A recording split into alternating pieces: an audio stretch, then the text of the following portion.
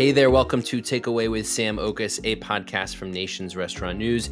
I am Sam Oches, editor-in-chief here at NRN, and this is the show where I give you an all-access pass to the restaurant industry's most influential decision makers. This week, I'm talking with Adam Oldenburg. He is the CEO of Toppers Pizza, a Wisconsin-based franchise with 72 locations and aspirations to scale far beyond that.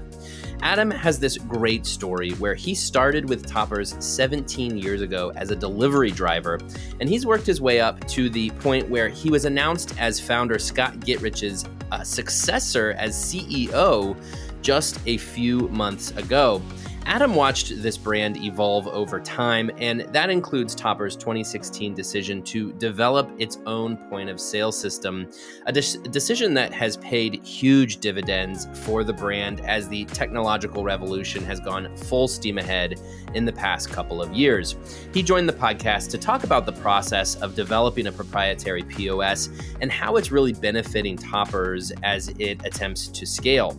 In this conversation, you will learn more about the unique perspective that you gain while working your way up through a system, why building your own POS offers a great competitive advantage, and why the relationship between third-party delivery services and restaurants is really as uncertain as it's ever been.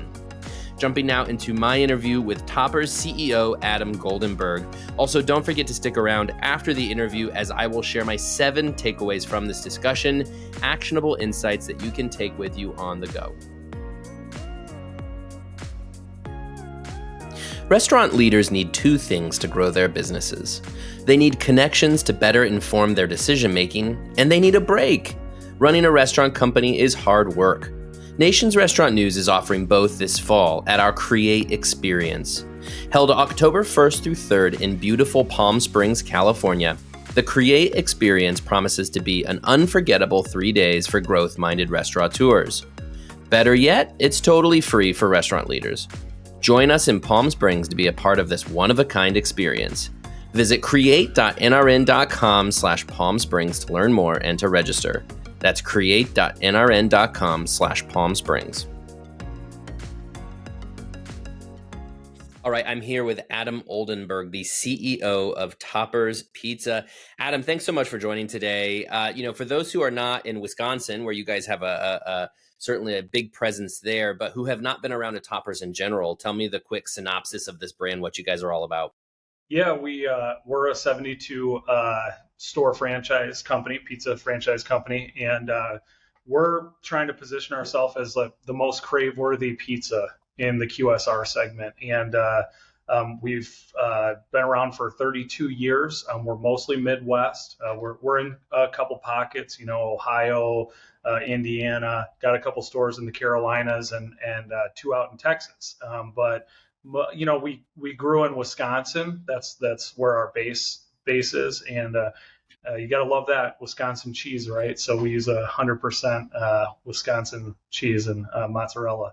But that's where we started. Our roots really started in campus markets, Whitewater, Wisconsin, Madison, Stevens Point, Oshkosh. So we're a late night concept. We're open until 3:00 in the morning. And that has been a real hit on the college campuses. If you're closing down the bars and you want to get some food at night, we're your shop. So and who doesn't, right? Yeah, and I mean that fits Wisconsin, right? I mean Wisconsin's a big drinking state too. So that's right. So, you guys have got to balance it out, right? Pizza and beer. It's like the match made in heaven. That's right. So yeah, that's kind of the Spark Note version of Toppers Pizza. Sure. Well, you guys talk about you want to be the most crave-worthy pizza. How do you differentiate in the pizza space? Because obviously it's pizza. Come on, there's hundreds, thousands of pizza brands. Everybody loves pizza, so that's a good advantage you have. But how do you really rise above? Well, I mean, one starts with sourcing our ingredients. So we're never going the cheap route. We're going with premium toppings, and we've invested a lot of money and resources into our innovation platform. We have an innovation specialist that works here with us, who's an awesome addition, Brian Brunza, and he he comes with a full culinary background, and he just introduces all these different things that, a chain our size is a little bit more nimble. So we're able to do things kind of quickly, and it doesn't take a ton of resources to, source a different spin on pizza. So, we were able to make Wisconsin cheese blend with, mozzarella, Gouda, Asiago cheese. It's like we can do those things that are a little bit more quirky. We put mac and cheese on pizza. We do a buffalo mac and cheese pizza. We do a Wisconsin curds and bacon pizza. We'll do a ton of different type of ingredients and house recipes, and that's what Toppers was really built on, is the foundation of we're going to do things much better than our competitors can. So unique recipes and stuff that you're just not going to get from the other cookie cutter chains that offer the same recipes.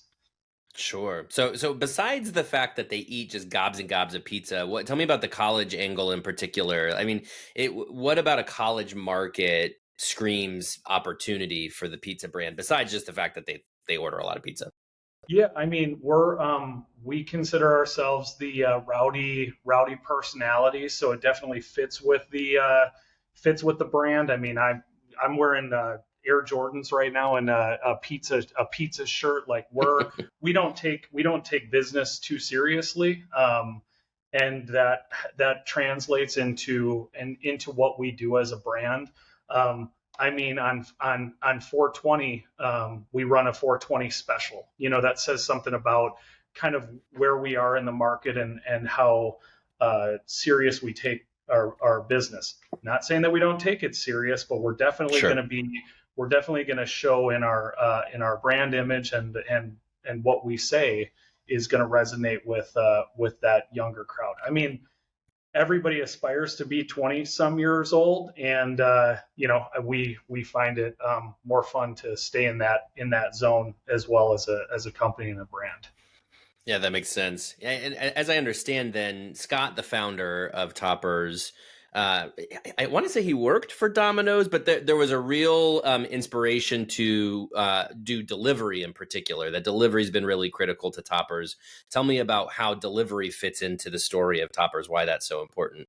Yeah, times have definitely changed, and delivery's gotten a little bit crazier over the year with the introduction of like Uber and DoorDash and whatnot. But when Toppers started, its roots was 90% is what we delivered.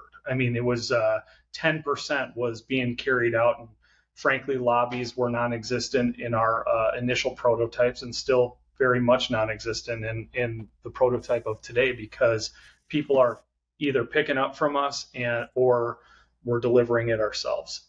So that, just the convenience factor for people. Pizza's always held well on delivery, and we became delivery experts over time, using hot bags, routing stations. As a manager back in the day, one of my big things was memorizing the city map, when you took over a store, because if you knew your way around, then you could service your customers a lot better. So it was definitely pounded into us at an early stage of the game that know your area so that you can perform really well and give customers what they want. So we're going to come back around to the delivery part and how that's really evolved in modern day, especially with technology. But this brings us to you, and you have this fascinating story where you started as a delivery driver for Toppers. Yep. And now here you are as CEO. Tell me what it's like to have that experience working your way up from delivery driver and what that brings to your role as CEO.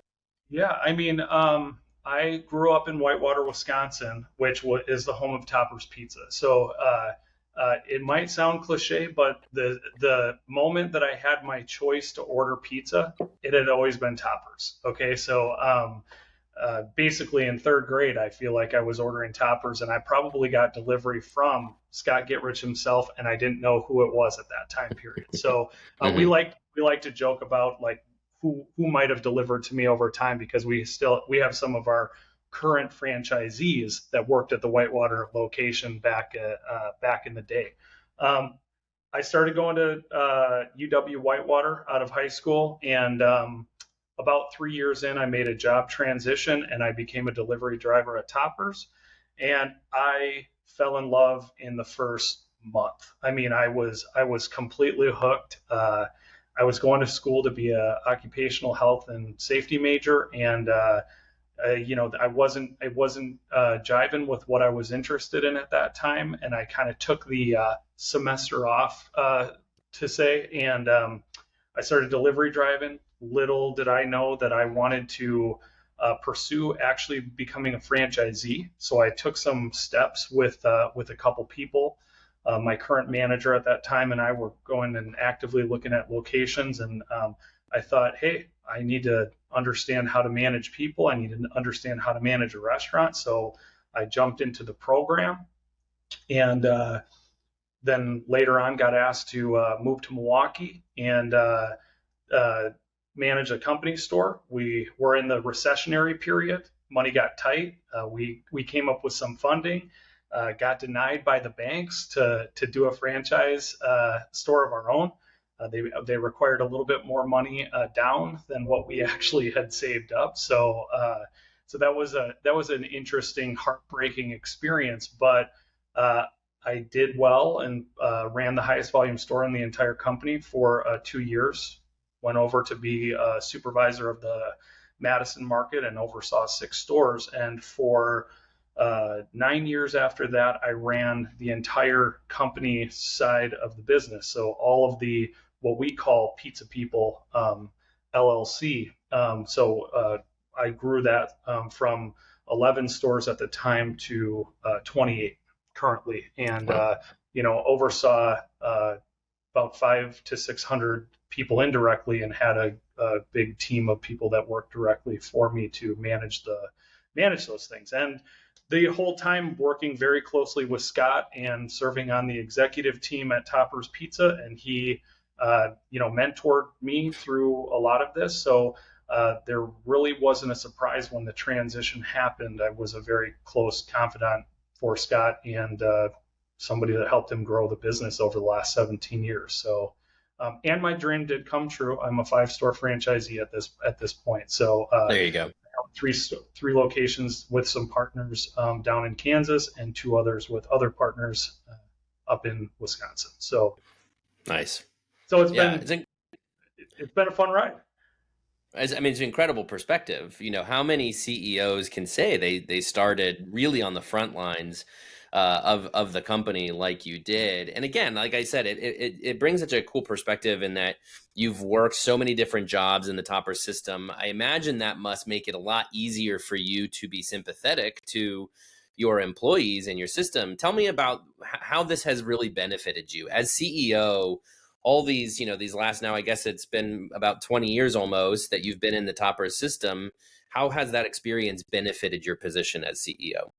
Well, first with people. I mean, being able to do every job and every aspect of the business over a time period gives you this really awesome perspective on what our team members go through on a day-to-day basis. I mean, not every day is roses and rainbows. People in the restaurant industry will call in for work, or they'll be short-staffed, and those things happen. And it's really awesome to be able to go into stores and thank team members for what they might go through. I mean, every single one of our team members has had a customer get really mad at them at certain points, and it's just a very humbling experience to say, yes, sir, no, ma'am, I'm sorry about that, and understand that that's part of hospitality, and that they're going through that, and they know that I went through that at the same time. So I have a tremendous amount of admiration for people that are working in our restaurants that are scrubbing baseboards at 3 a.m. in the morning and keeping and getting out of there and having the store clean. I know what a great restaurant looks like. I know what a bad restaurant looks like, and I know that a lot of it happens with leadership and somebody there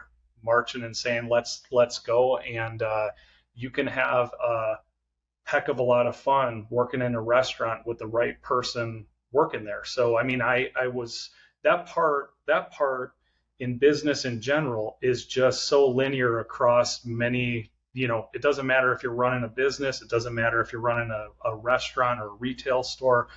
It starts with great leadership and having great people in there, and that's been one of the most rewarding parts of the journey, is all the people that I've been able to work with, good, bad, and the ugly, and be able to see and how people tick and respond, and actually have create value for people in their life, and watch people's dreams come true has been very fun experience for me. And on the other side of the business, there's our franchisees, and now being one of them, I get to experience that side of the business as well, and see the support that we give to franchisees. And now it's easier for me to say, hey, let's do a couple of these things different, because we can up our game in this way, because this is the support that we have received as franchisees, and now we can, tag on to that and double down in those areas. So I think that I've learned the most in my entire life at Topper's Pizza. So I mean, the experience has been invaluable. I mean, it's crazy. Yeah, I've learned it's more. like the company man perspective, right? It's like, as a Yeah, company man, you seem to have incredibly deep roots into the Topper system, which serves you well, again, to be sympathetic, but also look out for the interests of the company and not yourself, right? right. Yeah, absolutely. I mean, early on in my career, I knew that there was a possibility to be the CEO. And one of the things that I'm people know about me is I'm a little bit crazy. I'll say that I'm going to do. I definitely believe about manifesting, what's coming, or what you want to do. And Hmm. the CEO of McDonald's at that time period, I think, was Rich Skinner, and he was a line cook. He was a line cook back in the day, and he became the CEO. So, this is McDonald's, right? McDonald's, and I'm like, Hmm. I can do this. I can do this. We're a 30 store franchise company. I can do this thing. I can work my ass off and get there, and some of it was working my ass off, and putting in extra time. But when you think about it, and you set it out there, then you're capable of doing it. I've always said that the people that Yeah. wake up and say, I'm going to be president of the United States, they probably have a better chance of doing it than the person that says, I can't. So of course you can. Yeah. You You already don't told me. accidentally stumble into positions of leadership, right? Yeah, that's right. That's right.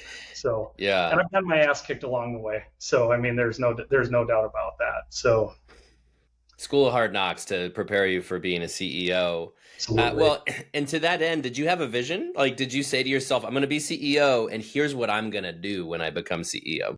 Yeah, absolutely. I mean, one is we're going to grow. I mean, we're a 72 store concept, and the vision that I have is to be a world class franchisor, and to offer world class franchise support. So we that's those are the people that really make toppers.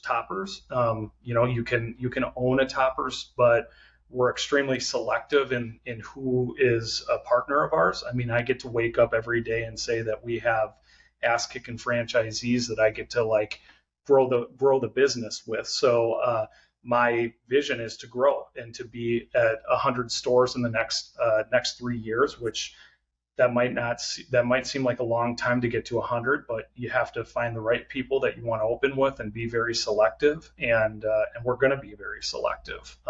It's a partnership, So I'm not going to grow for the sake of making money. I'm going to grow because I want to offer customers the right experience with the right franchisee, and that they're running the right systems in their location. So, and then Sure. big aspirations would be to almost 10x that, and get to 500 stores by the end of in the next 10 years. So that's really the big aspiration. But like I said, it's fuzzy right now. I've only been in the role for 3.5 months, so I'm still getting my what do they call it, sea legs intact. But growing again is not going to be the model if it's with the wrong people. So Sure.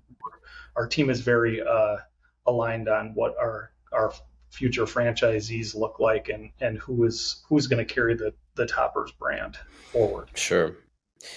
Going back to your McDonald's example, and talking about, and by the way, McDonald's did have a history of putting company men into the CEO position. They've since kind of moved away from that. But you're right, like you would have to be a cashier or a line cook at McDonald's, and that's what you had to be in order to become CEO someday. But one big difference with the McDonald's story is that Ray Kroc, or really the McDonald brothers, haven't been involved for many, many decades. In your situation, Scott is still very much there. I mean, here's the guy who built this company over the course of 30 years, has entrusted you with this position and is still involved. Tell me about what that's like to take over from the founder of this company and have him still there, presumably as a mentor and somebody to bounce ideas off of. What's that like? It's awesome. I mean, Scott is as good of a person that you'll ever meet when it comes to just being a genuine person and a very smart businessman. So, he serves as on the board of directors. Him and his wife Robin, who also was very deeply involved in Toppers before retiring, and they obviously any idea that I have or thought, challenge, opportunity, I get to run by the guy that's mentored me over the last 17 years. And I have a very close relationship with Scott. He's like a second father to me. He's not just been a mentor on the business side. He's been a mentor to me during life. And there's times that I pick up the phone to talk to him about something business wise and end up talking to him for the majority of the time about life, health, kids, what happened during the Packers game last night, and we always take a weird business skew. Even when we're talking about sports, we end up talking about coaches and how they're leading people. And frankly, it's something that once you start down that path, you can't not see it, when it's happening. So it's been an awesome experience working with him, and the relationship's still very very solid. And I touch base with him on a lot. I mean, I just got off a 2-hour call with him yesterday, so him and I are still kicking things back and forth. And my ideas have come more to life now, and he knows that I'm leading the ship, but he's definitely somebody that's helping me conduct that piece. And to him, what's very important is that we're keeping our values intact and the culture that we've worked hard to create over the last 32 years, which has been awesome. I mean, my plans are to build on that culture, and keep those values that we have very, very much intact in our business. So. Yeah, I was curious too, especially, I mean, I hear this all the time from folks, which is, a founder is really the beating heart of a restaurant brand. I mean, most companies too, but especially in the restaurant industry, something like hospitality, a founder can really be a beating heart. And so, if that person is out of the business, you look at something like, not to pick on them, but if you look at Subway and you look at Fred DeLuca, when he passed, they sort of became rudderless. And again, no offense to Subway or anything, but you can kind of pinpoint the time at which things started to go a little bit south. Anyway, I mostly bring that up to say, obviously great that Scott's still involved, but I'm curious from your perspective, you talk about building off of what Scott built, but how much vision does Scott still continue to bring to the table? And then how much do you try to, bring your vision? What is that at this point? Has he handed you the reins and said, it's your vision now, Adam, you go for it? Or are you guys trying to sort of mold your visions around sort of one vision? No, I mean, I mostly have all the cards are in my hand at this point, and I'm able to show them, and I'm able to get what their perspective is on it. But for the most part, I don't feel handcuffed or limited in my approach to how we lead in the business. I mean, it was far. I could go as far to say that the day that he said I was the CEO, it was almost like a mic drop, and it was a really good handoff. Obviously, I knew in advance before others to prepare for the transition, and but the day that it was announced to basically the entire company was like he was he was gone on vacation. I think the next day, Off into the sunset, right? he was out. But I've made the mistake of saying that he's retired before, and he wanted to kick my ass for saying that. So he's not retired. He's very much involved still, and has again a deep mentorship with me on the direction that we're going. So I mean, I get the benefit of sharing everything and have him say, well, great idea. Have you thought about this? Are you thinking this full, what it looks like in a year or two from now, and how this impacts the brand, the culture, and he's been a great sounding board and is still very much involved. But definitely feel like I'm doing the vision that I want to do, and getting a lot of support from the board members as well. That's awesome. I mean, that's an incredible opportunity for you. And I'm sure a lot of people in the same situation at different companies wouldn't necessarily get that opportunity. So just bringing us now into the modern day and toppers of 2023, I imagine 2020 was less hard on you guys than it was for a lot of others as a pizza delivery brand.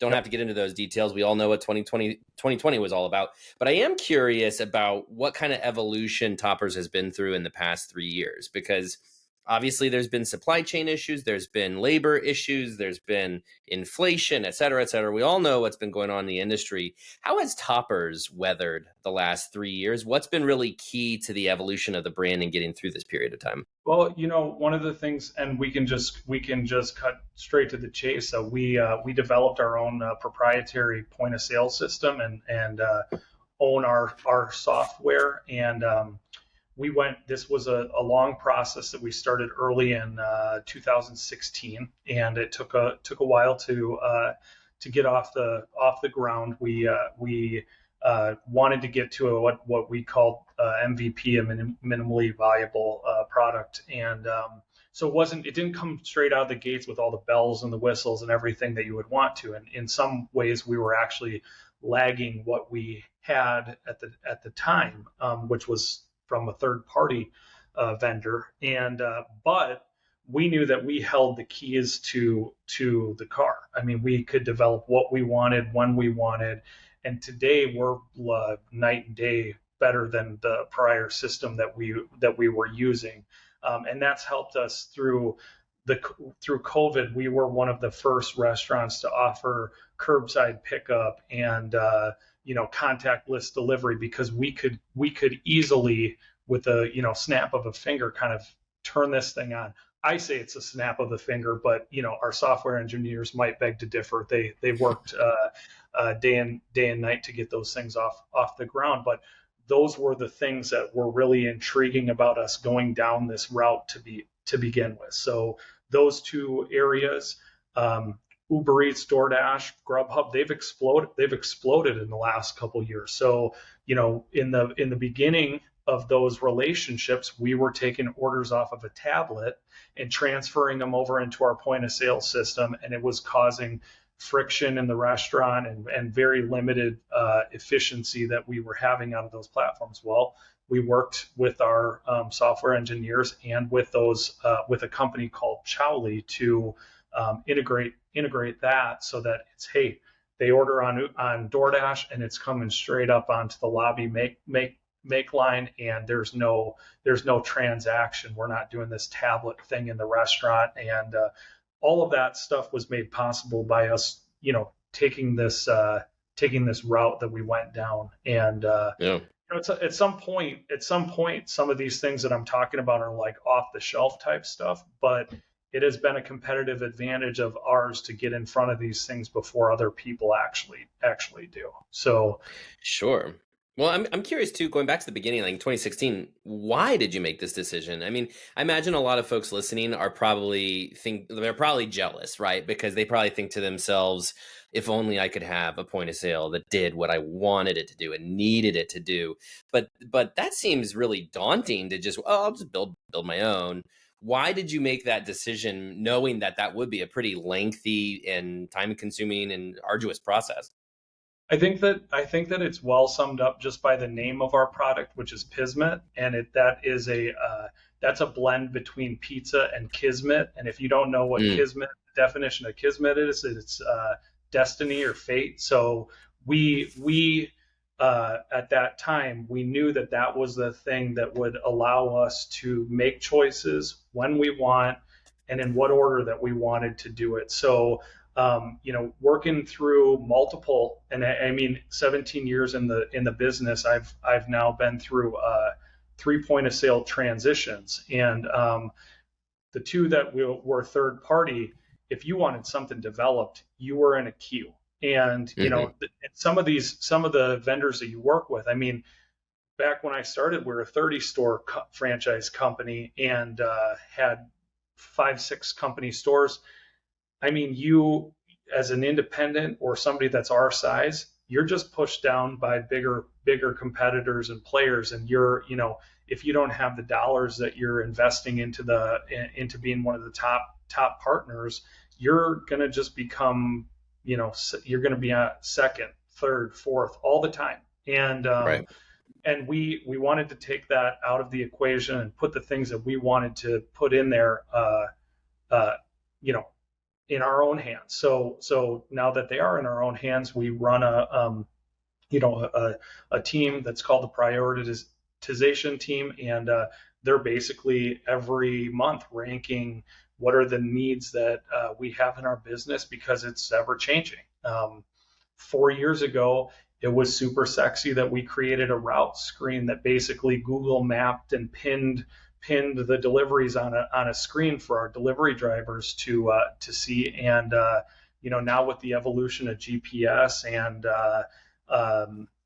increased aggregator sales, that's becoming less relevant. But what has become relevant is now we send a code via text to our delivery drivers' phones as soon as they punch it out on the screen, and they have the GPS right there in front of them to use. So memorizing the area isn't as big of a deal, but knowing where to go is. So those are some of the advantages that we've seen just by doing this. And they were, back when we started this, you could easily dream of what this system could be. And I think that we were actually surprised of what it's actually shaping out to be, from a functionality, reporting, website, everything. I mean, I definitely spend a fair bit of time on other people's websites, and toppers.com it's night and day better than a lot of competitors' websites. So sure. Well, and tell me about the data implications. I mean, because I think a lot of people, especially just like owning their own data, owning their own ecosystem, all of that. I mean, there are wide-ranging implications for that. So I imagine that's been very beneficial to Toppers. Oh, I mean, it's beneficial to. I mean, data obviously in business is a extreme. It's a big part of how you make a business move forward. I mean, from customer data to operational data, we have all of it. So I mean, we call it the cube. That's our data. That's our database of everything. So transactions down to the second.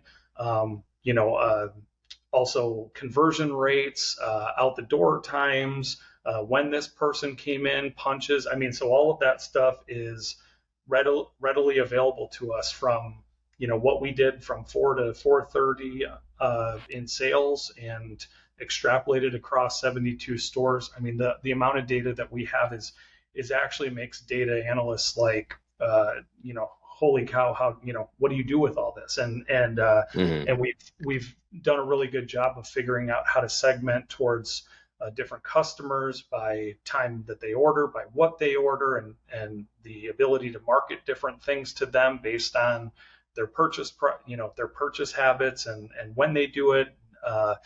Zone in on when our busy hours are and how that works in our schedule. And the data is very robust and beneficial to performing our day-to-day business. Sure. Well, lots of great advantages, but I imagine there are some disadvantages. I mean, if you were to play devil's advocate to anybody who is thinking about building their own point of sale, what would some of those disadvantages be? I mean, I imagine right off the bat, you kind of hinted at it before, just the constant evolution of a platform like this. You must have to have a pretty sizable team of tech folks who are constantly toying with this thing, right? Yeah, that's it's kind of in its infant stages. I don't think we understood how many software engineers that we needed, or QA specialists, and data analysts, and so there's a growing team. We have about 10 tech people on our team right now that manage the day-to-day and code pushes, et cetera. So and they have to stay super sharp and understand what's coming and work with operations. So like some of the third parties, their advantages might be working with a lot of different vendors and getting a lot of different ideas to create that. We have to stay sharp by actually going out there and seeing what others are doing, and frankly, what the environment is doing in business. This ever-changing delivery driver aspect of it is a one example of how do we use this, and how does tech fit in this area to help us use this. And we're working with a partner called Nash to potentially dispatch third-party delivery services to help us, and might be actually getting away from the self-perform part of the delivery, because it's such a shared resource now, delivery drivers. So, but yeah, I mean, it took time and patience, money, far more money than we actually thought that it was going to. So don't, if you're thinking about jumping into it, be certain that you have the time and resources to do it, and it's something that will continue to take resources along the way. So as a franchise company, which is not which is very normal, we charge a tech fee of 2.1% of sales, and that revenue comes in, and we use that to support with people, and we use that to also enhance the code, and really that all comes through people and the development of code through those people. So yeah. Well, I imagine your franchisees must be in love with this, right? Because they're much more close to this system now too than they would have been with a third party. Yeah, absolutely. I mean, the thing is like I said, that prioritization meeting that we have, there's key franchisees that are on that as well. So they're as much brought into the architecture and the building of what we want and what priorities we have. So they're very close to that, and you're not going to get that. You're not going to get that with a third party where they're actively listening and having discussions with franchisees. That a lot of that times that came just from the corporate office, and so the kind of community involvement that we have within our franchise community has heightened, and we look at these things and say, we could do this, we could do that, and we shouldn't do this, we shouldn't do that. They're just intimately involved in the decision making process of where we go with the software. So sure. So yeah, it's a lot of fun too. I mean, it's fun to have a wish list and get to choose what you develop versus being in some queue waiting. Yeah, absolutely. Okay, so I want to make sure we talk about the delivery elements of this, especially. Yep. We've talked around it, but let's just dive into sort of the first party, third party elements of delivery. So Toppers takes off as a delivery company, but as you said, you guys have embraced third party services like DoorDash and Uber Eats to come in and help out as well. Now you have this tech platform, this point of sale platform that you own, and affords you the ability to have more of a first party approach to delivery, but you're incorporating the third parties into this. Okay, that's about the extent of my tech knowledge. I've covered this industry a long time, and it still kind of blows my mind when I start talking about first party, third party. Sure. Walk me through how your platform helps you guys from a delivery perspective in particular, and how you integrate the third parties into this. Yeah, so our platform is pretty simple. It's very linear as far as the order process goes. You're either taking it on the computer, or it's coming through on an online order. It gets served up on the restaurant screen. They make the product. It goes through. As soon as the product's made, it kicks out onto what's called a dispatch screen for us, so that the delivery drivers know where they're going. And when they're ready, when the order is ready, they go over and they dispatch it, and they clock it out, and they leave and come back and clock in, and it repeats itself, right? So that's a self-performed version of it. Now in more urban areas, we're having challenges with delivery drivers. So there's certain times that we end up having to dispatch a DoorDash driver, or have a third party service come and pick up that order for delivery. And the same thing will happen where we end up clocking that out with them. But we're actually working to integrate this where we can actually dispatch them from our route station. So we're actually trying to connect this and develop an API to communicate with the program. Nash is someone that's actually taken off in this industry that will ping multiple third-party vendors, and you can set the algorithm to be, hey, I want the most reliable, I want the cheapest, I want the so there's different aspects of that business that we can integrate with our business. And of course, for me, it's the most reliable. I'd actually rather the customer get their food and be the most expensive if that means it's a great customer experience. Because if it's that's one of the challenges with aggregators, is you're a little bit more reliant on them being great and on time, and coming to your store at a quick time and not making the customer wait. And if the food waits, food's worse, So right.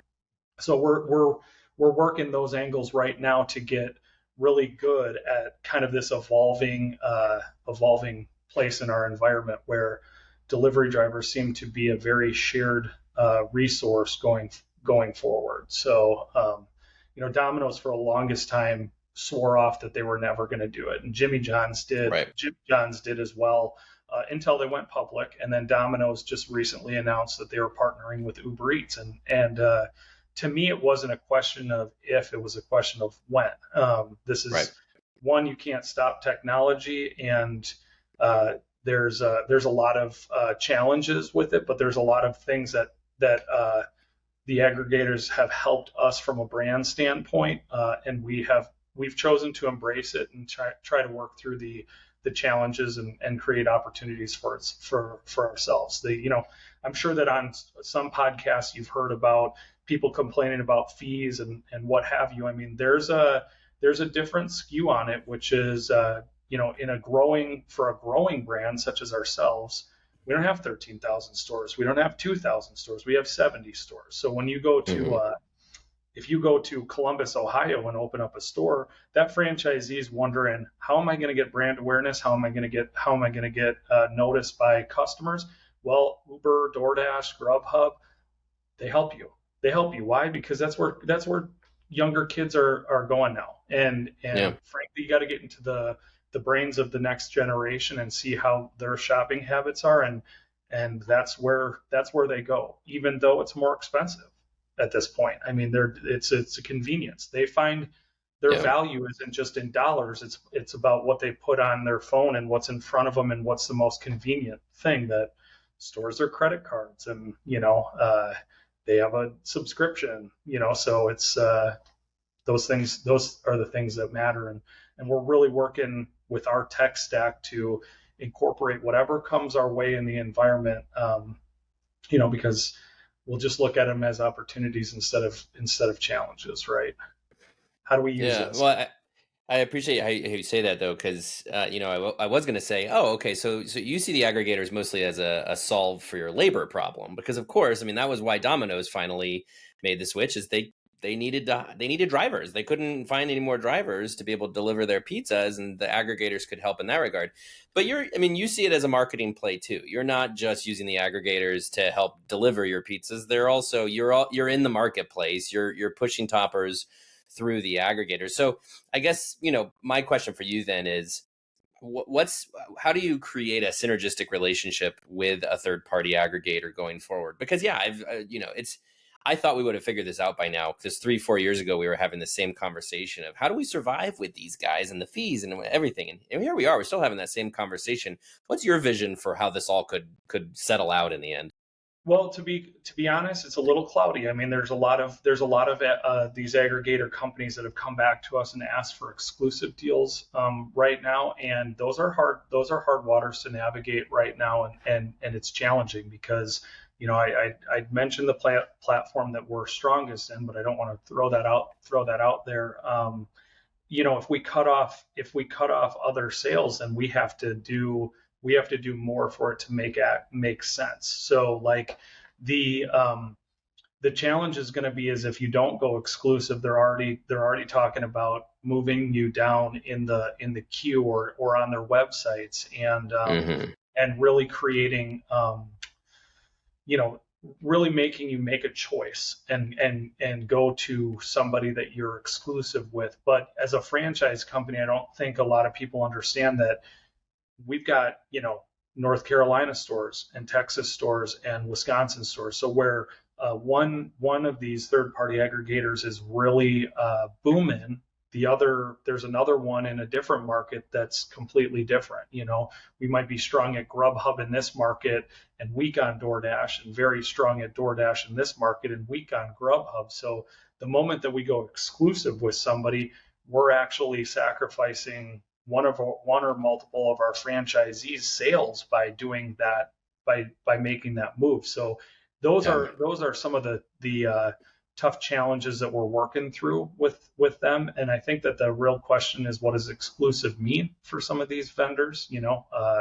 Does that mean that we can't do it, or does that mean that we can't advertise on other platforms, or what does that look like? I mean, it's Mm. becoming more of a red ocean for these third party aggregators than it ever has. They're trying to steal market share from each other at this point. So they're thinking of creative ways to do that. But we'll manage through it. I mean, the business has always changed, and it's about adapting and figuring out what to do. And I'll say this for the record. I mean, for the viewers out there, and if you're in a delivery area, toppers.com is still going to be the cheapest place that you can get pizza. I mean, that's the place that you can get the best value.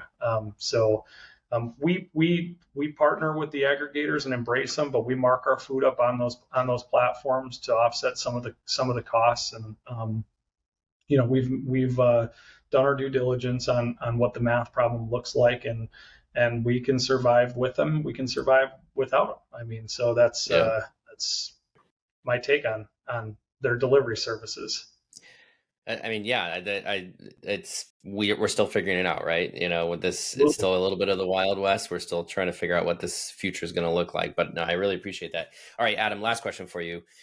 For other emerging brands who are in, the position of growing their brands, having a vision for opening hundreds more locations, and wanting to evolve their brand from a technology standpoint in particular, what are some tips you could provide? If you guys look back at where Toppers was at in 2016 before you jumped into this, decision to develop your own point of sale system and all of this tech evolution you've made, and you reflect on what you've learned since then, what kind of tips could you provide for those who are thinking about doing the same thing?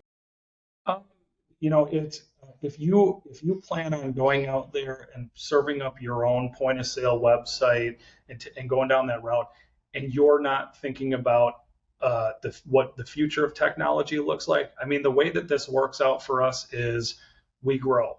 We have to grow, okay? Because the amount of resources that big companies like a Domino's or a Google, or name the evolution of technology, it's evolving at such a fast pace. And for us to do this and do this well, we had to think, okay, well, where will we be? Where will technology be in the next 10 years?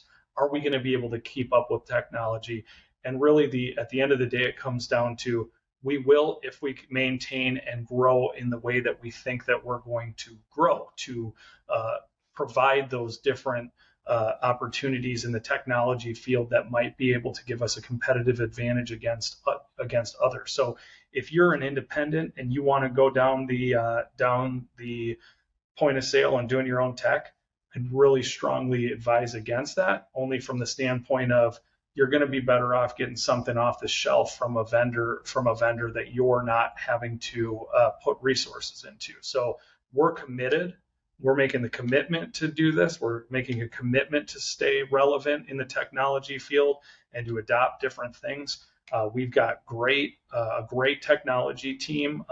They're fantastic. They stay up to date with everything. I mean, they're some of the smartest people that I've ever met working for us, and just they're fun people too. But Mm-hmm. it's a commitment. It's a commitment to where technology is actually going to go in the future. And if you're not willing to keep that commitment to evolve with the ever changing tech stack, then I wouldn't do it. If you're ready to take your brand to the next level, and you're frustrated with your current vendor or off the shelf point of sale platform, well, maybe this is for you. It was for us. So we're very happy with what we've done and the route that we've chosen. Like I said before, on a different subject, not every day has been roses and rainbows, but that's we're where we are, and very proud of what we've done. Yeah, that's great. Well, Adam, good luck to you. I hope it all continues to work out for you. I appreciate your insights, appreciate your time, and be well. Thank you, Sam. Restaurant leaders need two things to grow their businesses. They need connections to better inform their decision making, and they need a break. Running a restaurant company is hard work. Nation's Restaurant News is offering both this fall at our Create Experience. Held October 1st through 3rd in beautiful Palm Springs, California, the Create Experience promises to be an unforgettable 3 days for growth-minded restaurateurs. Better yet, it's totally free for restaurant leaders. Join us in Palm Springs to be a part of this one-of-a-kind experience. Visit create.nrn.com/Palm Springs to learn more and to register. That's create.nrn.com/Palm Springs. That was my interview with Topper's CEO, Adam Oldenburg. So what should you learn from this interview? Here are my 7 takeaways. My first takeaway is that working your way up through one brand gives you a unique perspective on your people. Not everybody's going to have a journey like this. Adam's is a really unique story. He started 17 years ago as a delivery driver at Topper's. Now he is the CEO. It used to be probably a lot more common that you would see folks be, as I said in the interview, kind of the company man. You start at one company, you work there for 40 years, you retire, and that's that. And in that journey, a lot of those people would have opportunities to climb the ladder and have positions of leadership. These days, I think it's a little bit less common. And so Adam's story is a bit unique in that regard. But consider the really cool perspective he's able to have working his way up, knowing what every job entails, knowing all the people at every level.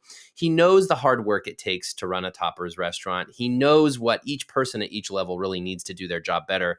And so as CEO, he is able to have that perspective and provide in those unique ways. He's even a franchisee for the brand. And so for a franchise company, the CEO knows what franchisees want out of corporate leadership. All of this just gives him a huge advantage in being the chief executive of Topper's. My second takeaway is that you don't stumble into positions of leadership. Okay, yes, that was my own direct quote from this interview, but when I said it, I was really synthesizing what Adam was trying to say, and I really appreciated what he was saying here, which was, you set your eyes on a goal, you look at a position of leadership, and you aspire to it. And if you do that, you have a good chance of accomplishing it, or at least accomplishing some form of leadership. As Adam put it, you don't become president of the United States without wanting to become president of the United States. At some point in time, everybody who's been president has said to themselves, I want to be that when I grow up. And then they set out to become it. And it's the same thing for a CEO, owner of a brand, whatever position of leadership you aspire to. First, start by saying, that's what I want to do, and I believe I can do it. And then set to work doing that. This is exactly what Adam did. When he started as a delivery driver and became very loyal to the Topper's brand, he said to himself, he can do that. He can be the CEO someday. And here he is. He's the CEO of the brand. He's accomplished that goal. My third takeaway is that a founder is a great sounding board for your ideas. Adam has a great opportunity that Scott Gittrich, who he founded this brand 30 some years ago, is still very involved. He's still on the board. He's given the reins over to Adam, and he's not getting in the way. And I think first off, that's great, because a lot of founders it'd be a very hard process to step away from your baby. It's something you've worked on for 30 years. But Scott has done that, and then much more. He's become a mentor for Adam and is really helping him on his own journey in being the CEO. But what I learned from this, and where I get this takeaway, is that, founders, as I mentioned during the interview, they're the beating heart of a brand, and they're critical to the success of a brand. Of course, they're not around forever, but if you have a founder involved in your own brand, take advantage of that. Talk to them about the story of the company, about their vision for it, how that vision has changed. Ask them for advice, ask them for suggestions, ask them for mentorship. That's an incredible person to have at your disposal. Now, if you are the founder, many of you I know are, look for another founder at another company to find that from. It was clear when Adam talked about Scott that he thinks the world of Scott and gets an incredible amount of value in that relationship. You should have that own relationship for yourself.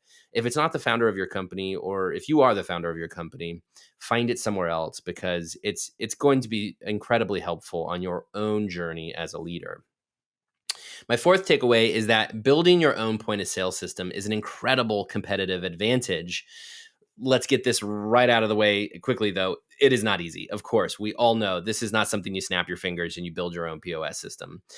Toppers has gone on this journey now for 7 years. It was 2016 when they made the decision, as Adam described, but it's paid off, because, as he says, now they have the keys to the car.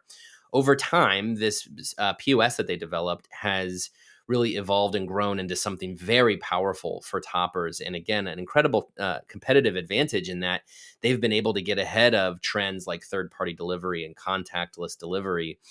They've been able to really take control of their own destiny in a way. I appreciated how Adam described the fact that when you have a third party as your POS vendor, sometimes you're low priority, especially if you're an independent company, or if you are an emerging or smaller chain. You might not get priority when it comes to getting help or incorporating new technology. Toppers, they took that into their own hands, and now they control their own destiny when it comes to their POS. The data is incredible. He talked about just all of the data that they have at their disposal because they own their own POS. All of these ways make it an incredible advantage, and something to consider if you are frustrated with your own POS. However, that does lead into my fifth takeaway is building your own platform is a huge commitment that takes a really long time to pull off, or to pay off. Look, again, it's been 7 years that Topper's been on this journey. And as Adam described, when they got into this, they knew it was a commitment, and it was a commitment that they made and they stuck with, and is, again, paying off. But Adam talked about some of the disadvantages of building your own system. He said they have 10 people on their IT staff to help code and develop this platform. It takes a lot of time, patience, and money, as he said. There are a lot of resources that go into building your own system. And so this is why a lot of companies choose not to do it. However, if you do it over time, it can pay off. And I just appreciated how Adam described those advantages that they're able to get. But again, he talks about, you've got to stay sharp. You've got to stay ahead of the innovation. Your team has got to be watching what's going on in the industry, because usually that's what your third-party vendors will do for you. So all to say, don't go into this decision lightly to build your own POS. My sixth takeaway is that you cannot stop the technological revolution. You have to embrace it, or else it's just going to steamroll you. Adam really described, the decision in developing their own POS. Part of that was to say that they're going to embrace technology as a core part of the Toppers foundation. They're going to embrace third-party delivery. They are going to embrace mobile ordering. They've done all of that. That's the commitment that they made several years ago. And again, now those decisions are paying dividends as they really lean into technology to benefit the Toppers brand. But if you're looking at especially third-party delivery and you're frustrated and you're resisting or hesitating to go all in, as Adam talked about, you really got to embrace it, or else. The fact is that this isn't going away. The technological revolution is only just now getting started. Technology will be more and more a part of the restaurant industry. And that includes those third-party delivery providers. If you do not embrace it, you're going to get left behind. Now, that might not mean as much as it has meant to Toppers. That might not mean developing your own POS, of course. But look for ways to embrace technology as part of your brand, because certainly just at a base level, it's got to be a part of your brand in order to connect with the customers that you want to be able to become your loyal customers. So look at technology as inevitable. It's an inevitability. It's coming. It's here. It's going to be here. So embrace it. My seventh and final takeaway is that the relationship between restaurants and third-party delivery is still cloudy. As I talked about, third-party delivery really behind so much of the technological revolution of the past couple of years, and such a part of mobile ordering, and all of that technology that has become such a critical part for restaurants. But it doesn't make that relationship any easier. As I mentioned to Adam, a couple years ago, we were talking about this relationship between third-party delivery and restaurants as something that would have to come to a head at some point. It was tense. A lot of restaurants viewed them as sort of a necessary evil, and certainly a lot of the third-party delivery services in charging so many fees and forcing restaurants to add to upcharge on the platform. All of it was just ugly, and nobody knew what was going to happen with it. And as Adam said in our conversation, that's not sorted itself out. It continues to be cloudy. But he talked about the fact that, Toppers has decided to embrace third-party delivery because, again, it's not going away. It's going to be a part of this industry. Yes, there's a lot you have to figure out. And, the example he mentioned was the delivery platforms asking for exclusivity for brands. And that just doesn't work for a company like Toppers in different markets where one delivery platform might be bigger than the other. He can't ask his franchisees to leave money on the table by going exclusive with one third-party delivery platform. And unfortunately, sometimes they'll dock you down in the system and punish you essentially for that decision. That's just not a great thing. It's not a good thing to have for your restaurant. And that is all to say that, we haven't figured out what this looks like for the long term, but we are still figuring it out. And restaurants have to work with the third-party delivery platforms because they're going to continue to be a part of your brand. Those are all my takeaways for today. I hope you enjoyed this episode. Please remember to subscribe to Takeaway wherever you listen to podcasts and leave your feedback. You can also email me at sam.oches@informa.com. Thanks again, and talk to you next week.